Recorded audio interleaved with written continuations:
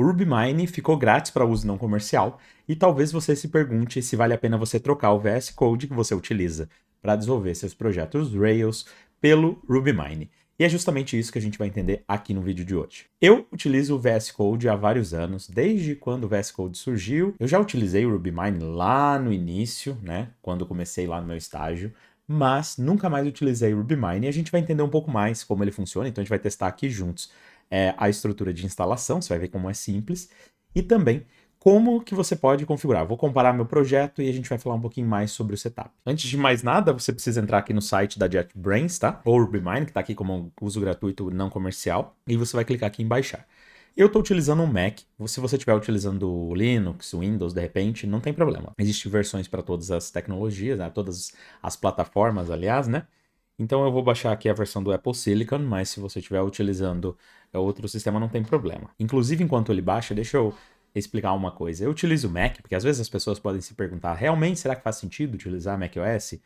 Eu utilizo porque ele é um melhor dos dois mundos para você utilizar a parte visual, né, parte gráfica. Eu também uso para editar os vídeos aqui do canal e também para você fazer desenvolvimento. Se você utilizar iOS e outras estruturas, ele acaba sendo mais versátil, sem você perder a facilidade e a necessidade que existe de um terminal do tipo Unix. Se você utiliza o Windows, não tem problema, o WSL funciona muito bem. A gente tem um vídeo aqui no canal que fala mais sobre preparar o setup com o WSL. Então, realmente vai depender do uso que você tem. Não tem um certo e errado, existe uma ideia de preferência pessoal, certo?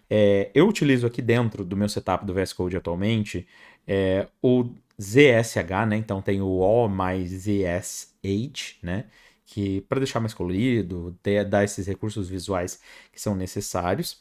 Aqui para o projeto Rails, geralmente, eu vou olhando aqui um pouco nas dependências, eu utilizo o Atom Keymap, sim, eu sou um dos órfãos do Atom e gosto um pouco do Keymap, né, a estrutura de atalhos que existe, então não é obrigatório você fazer isso, mas é uma coisa que eu me acostumei, então eu acabo fazendo com mais facilidade ali. Utilizo algumas outras coisas focadas em JavaScript, afinal de contas, alguns projetos que eu utilizo existem componentes JavaScript, ou em Vue, ou em React, dentro do próprio Rails, né? E existem também algumas outras, aqui uns outros plugins que eu acabei não desinstalando, mas .env, coisas básicas, tá? Nada muito evoluído. A coisa mais interessante aqui é para Ruby, né? Eu utilizo o Ruby LSP e também a estrutura de debugger que também está instalada aqui, tá? Você não precisa instalar nada mais do que isso, eu acho que é o básico e necessário para você ter ali o seu projeto, mas eu sei que muitas pessoas vão se perguntar, né, quais são os pontos positivos. Uma coisa que eu faço muito é usar muito o terminal, né?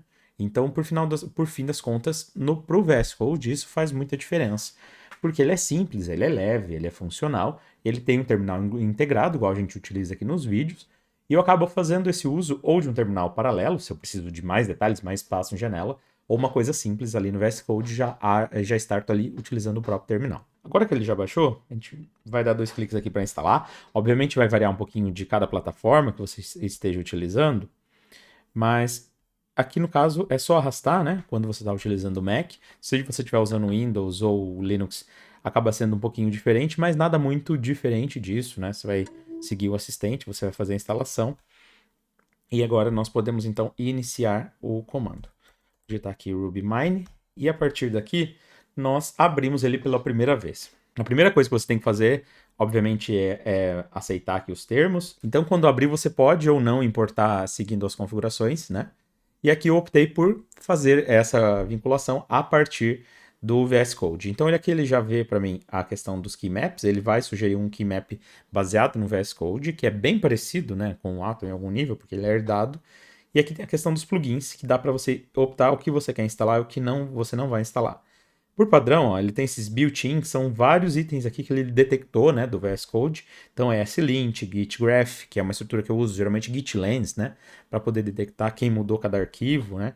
Se você não utiliza, aproveitando e fazendo um paralelo aqui, geralmente para quando você vai clicar aqui num arquivo, ó, se você clicar aqui, ele mostra para você exatamente qual é a alteração que você fez. Então ele mostra os meses aqui, né? Então ele mostra quem fez e quando fez, a partir de qual commit. Seria mais ou menos essa estrutura que ele faz a importação, né? Quando a gente fala de Git, que ele já tem uma estrutura aqui de Gitlens, né? De Supercharged. E aqui tem a questão dos projetos recentes. Eu vou desmarcar projetos recentes, porque não quero que ele importe tudo. E ele fez isso. Nós vamos aqui, então, fazer um open para abrir um projeto. E eu vou escolher o projeto que eu tenho aqui. Aí, a partir daqui, quando você já tiver aberto seu projeto, ele vai perguntar para você a questão do grátis, né, do Free AI. Se você apertar Let's Go aqui, você vai aceitar os termos do AI. Então toma um pouquinho de cuidado, porque provavelmente ele vai compartilhar dados do seu projeto. Então é uma escolha que você tem que ter. Vou clicar em fechar aqui. E você pode gerenciar licenças, tá? Eu não vou ativar, porque eu não vou utilizar o próprio RubyMine, mas acho que eu tô bem na frente aqui. Vamos ver se eu consigo avançar aqui. Mas, ó, deixa eu tirar aqui a tela inteira, acho que vocês conseguem ver melhor aqui. Ele tá além de falar das questões do plugin e da questão do Ruby, etc., ele estava falando do próprio trial que tá aqui, né? Ó, que você pode ativar se você quiser. Eu não vou ativar porque eu não vou utilizar, né? Eu não gosto do RubyMine, já vou falar um pouquinho mais por quê. Mas, às vezes, você pode se deparar se é bom ou não é. Então, eu estou fazendo essa análise aqui com vocês. Uma coisa que a gente vai reparar é que o RubyMine, ele tem essa possibilidade de detectar as gens, você consegue fazer as configurações de specs e até mesmo conectar no banco de dados direto. O meu banco está desligado, eu vou ligar ele aqui para que a gente possa fazer a conexão. E tem muita coisa, né? Muita mensagem aparecendo a todo tempo aqui. Vamos tentar configurar melhor o projeto aqui para a gente entender o que a gente pode seguir. Se eu clicar aqui para iniciar, vamos ver se ele inicia alguma coisa. Ó, ele está falando que a versão 3.4.4 está inicializada e ele detectou a 3.4.6. Então, eu vou fazer só um pequeno ajuste aqui para que a gente possa seguir. Aqui já está configurado, vamos tentar inicializar e ver se ele abre. A partir disso, ó, trocamos aqui a versão do Ruby, ele já traz aqui para a gente a inicialização do projeto, tá? Então, ele já iniciou aqui, se a gente clicar aqui, ó, ele vai direcionar para o navegador com o site, né? Então ele vai tentar conectar também ao banco de dados, todas essas coisas que são automáticas. E vamos ver aqui ele carregando as informações, né? Vamos ver aqui. Ah, aqui foi. Ele quebrou, mas funcionou. Então a gente tem exatamente o site ali que vocês veem, né, na Invenio. Então aqui já está carregando e funcional. E a gente vai explorar um pouquinho melhor aqui algumas configurações. Uma coisa que dá para fazer, e eu acho que é bem funcional aqui, que eu me lembre, né, não sei se isso ainda funciona, você pode vir aqui, por exemplo, e colocar um debugger, né, um ponto no breaking point. Aí, a partir disso, se eu vier aqui, vou acessar a página novamente. Não funcionou? Vamos ver aqui. Ó, ele pediu para instalar o debugger, né? Então, ele vai fazer uma instalação aqui do próprio debugger. É uma gen aqui, né? Vamos ver se vai gerar algum tipo de problema. E ele inicializou no modo de debug. Se a gente vier aqui e acessar o site, vamos tentar ir no nosso breaking point. Ótimo, ele para aqui. Aí uma coisa que dá para fazer, para você que de repente não gosta de usar o debugger direto do terminal, eu já me acostumei a usar no terminal, então acho que não tem muitos problemas, mas ele traz aqui uma estrutura que funciona muito bem aqui de inspeção, né? Então ele trouxe aqui todos os parâmetros que foram trazidos, aqui ó, o absolute header, né, que está aqui, aqui absolute header true, tá vendo? Então ele já traz as informações aqui com base no que já existe. Então se eu vier aqui e mandar acessar, por exemplo, ó, pular, ele vai para a próxima e ele vai carregando os parâmetros, tá? Ele vai iterando. Então o RubyMine ele acaba sendo mais funcional nesse aspecto. Tem aqui uma parte de structure, né, que você consegue ver tanto o controller e variáveis declaradas, métodos. Então existe uma coisa bem mais Java, se a gente puder dizer assim, né? E é parecido com C Sharp, Java, etc. Então ele é bem usual nesse aspecto. Você tem a estrutura de gerenciamento de pull requests a partir daqui, né?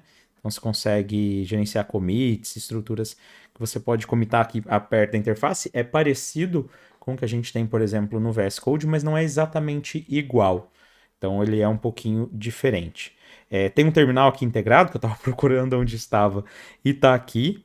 E também existe alguma questão relacionada a services. Você pode iniciar um Kubernetes e estruturas parecidas com essas, tá? Aqui no Git você obviamente pode gerenciar e verificar alterações, estruturas, tá? Então dá para você ver quem alterou aqui em cima, já é embutido na própria IDE, e você consegue ver os commits, tá? Então tem uma estrutura bem legal assim, que é própria embutida, né? E lembra bastante o Android Studio, como você deve ter reparado, porque usa a mesma estrutura do código open source da JetBrains, que dá vida ao Android Studio. Então por isso que ele tem essa mesma cara, né, de processo. Aqui no debug que a gente está usando, o que nós vamos fazer é basicamente parar, pular aqui, né, dar um resume para ele continuar o processamento e aqui ele termina de fazer. Se você quiser tirar aqui esse processo, é só desmarcar. Você desmarcou e apertou F5, ó, ele já volta. Então ele funciona de um jeito bem fácil assim, né? Para a parte de database, ele está aqui desse outro lado, que a gente consegue conectar o database. Vamos ver se a gente consegue criar um data source aqui. Rails New Generator. Vamos ver aqui, data source. Vamos tentar conectar com base no que tem. Vamos ver. Import. Ele já leu aqui, ó, a partir da configuração. Ele vai pedir para baixar os drivers, talvez você não esteja vendo muito bem, eu estou bem na frente, mas ele está baixando aqui o driver do Postgres. E a partir daqui, ó, a gente tem exatamente o banco de dados já conectado, tá? Então já dá para você conectar aqui diretamente. Então uma das vantagens que tem de você utilizar, por exemplo, o RubyMine, pelo que dá para ver aqui, é que você tem coisas que você pode permitir conectar banco de dados, fazer gestão muito mais simplificada. Eu, particularmente, não utilizo o RubyMine, não é nem pelo fato da facilidade, mas uma coisa que eu percebi, pelo menos quando eu tinha computador mais modesto, é que o RubyMine, como ele usa a mesma estrutura que a gente tem, que ele roda, né, basicamente em Java, ele vai ser mais pesado para ser executado no computador. Se você tiver, por exemplo, 16 GB de memória, esse computador que eu estou usando é um M1, né, então ele tem um processador bom, tem uma quantidade de memória legal, então você não tem grandes problemas, você vai conseguir executar normalmente. Mas se você tiver um computador, por exemplo, mais restrito em relação à memória, processamento, etc., ele vai pesar bem mais do que costuma ser com o VS Code. Então, uma das coisas que eu lembro, quando eu comecei lá no estágio, a gente usava o RubyMine. A gente acabou trocando não só pela questão relacionada à licença, que é uma licença cara, tem que pagar por mês, né? E existe também essa questão de desempenho, né? O computador acaba sendo consumido, se a gente está falando isso, né? Há alguns anos atrás, aí, pelo menos mais de 5 ou 10 anos aí que seja, né? Mais ou menos para essa parte. Então isso acaba sendo impeditivo, porque se de repente vai usar um sistema que é mais pesado, uma coisa que você vai debugar uma query muito, muito grande, você vai precisar de mais memória disponível. Isso acaba sendo mais impeditivo, porque quando você junta ferramentas como Slack, ferramentas como, ou até o Teams, né, se você utilizar, que também usa mais ou menos a mesma base, acaba sendo um pouco mais impeditivo. Mas você vê aqui que é bem simples de configurar. Uma coisa que a gente não pode esquecer, toda vez que a gente fala de produtos que não são open source, que é o caso do RubyMine, porque por mais que você tenha uma estrutura open source, que é essa IDE base, não é puramente isso, né? Você tem várias ferramentas que a própria JetBrains utiliza, tem WebStorm, tem outras ideias que você pode utilizar, mas para o RubyMine é importante que você entenda que se você não é cobrado, você é o produto. Se você for ler os termos, você vai ver que ela vai fazer o uso da política, ela vai meio que pegar alguns metadatas, compartilhar informações relacionadas ao uso. Então não é recomendado também que você tente burlar isso de alguma forma, porque você é o produto, né? Já quando você olha de um projeto open source, a dinâmica é diferente. Claro que você tem que se atentar às extensões que você instala, mas esse é um ponto bem relevante ali no dia a dia. Mas a gente viu que ele é plenamente funcional. Se você de repente é um iniciante e tem dúvidas, está acostumado a utilizar a IDE mais completa, tá aí uma oportunidade para você criar seus projetos de estudo, né? Que é o RubyMine, você pode fazer isso. Mas eu particularmente não uso porque eu estou muito acostumado a usar estruturas do terminal. Então não tem um benefício tão grande, porque uma das vertentes quando a gente utiliza linguagens que são mais script, e aqui eu vou me permitir falar pelo Python, por tecnologias como, além do Ruby, né?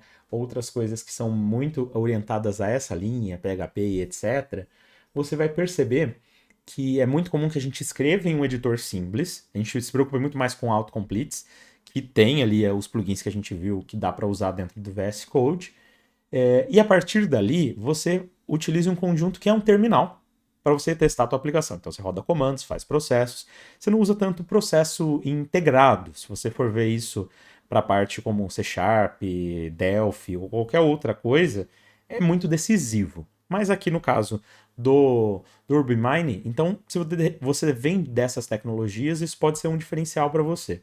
Mas se você não veio, você de repente já está acostumado com linguagens script, eu particularmente acho que faz mais sentido, porque quando você usa um servidor, você vai de repente liberar a tua aplicação, você vai precisar construir um processo usando o Docker, mesmo que você libere utilizando Camel, que é uma estrutura nova, você vai precisar saber um pouco de interfaces Linux, né? Comandos Unix, instalação de pacotes, gestão de pastas. Então, acaba por fim das contas simplificando, você reduz bastante. Se você for ver outros nomes da comunidade, e acaba utilizando até mesmo estruturas mais simples, como o Vim e outras estruturas. Tá? Então tá aí uma curiosidade legal, você viu um pouco como que eu trabalho meu setup.